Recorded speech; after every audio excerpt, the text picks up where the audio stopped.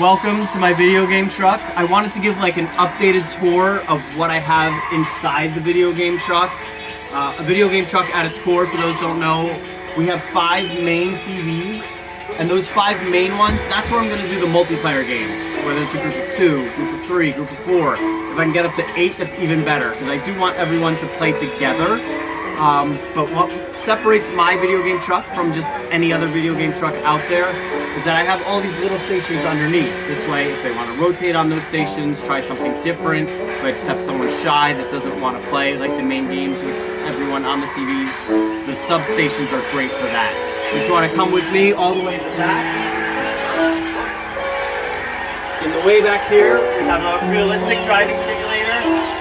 And it's built so any age could really fit and play and drive in there. But the difficulty-wise, it's more of a simulator. It's more geared for older kids, but anyone can sit down and try it and play it. Right above it, I have my PS5, which we have a little of Astro's playroom going on right now. Right next to that, we have an Xbox Series X. And the Xbox, I treat it like it's all digital. So there's a bunch of games on there that we can go through, from Madden to Minecraft. But it's always going to be something that's multiplayer on this TV. Right below it, I have a little extra station, and this station might change in the near future. I used to have a little Paw Patrol arcade game here, which was great for younger gamers. It just didn't hold up to younger gamers playing it. So right now I have a little extra single screen where I can do something like a single player game, whether it's Hello Neighbor or even like an extra Fortnite station if it's permitted.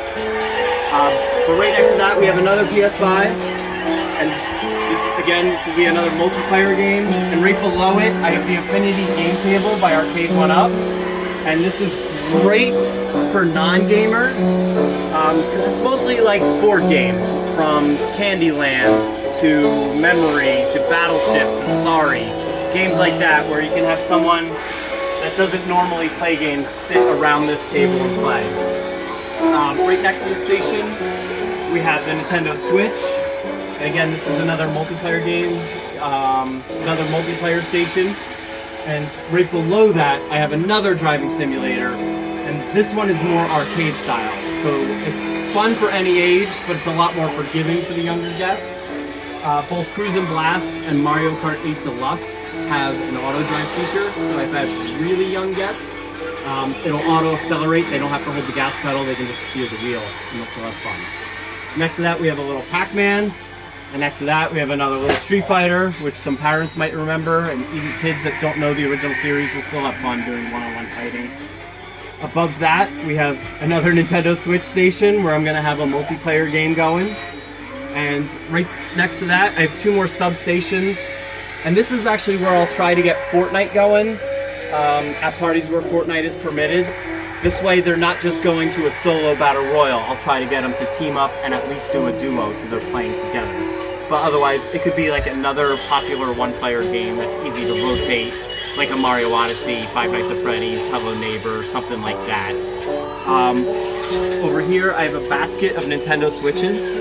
I actually have 9 of these, and this is where I try to do Among Us, because on Among Us, you can't know who the imposter is, so if we can get a group to play Among Us together, this is what I try to use these for.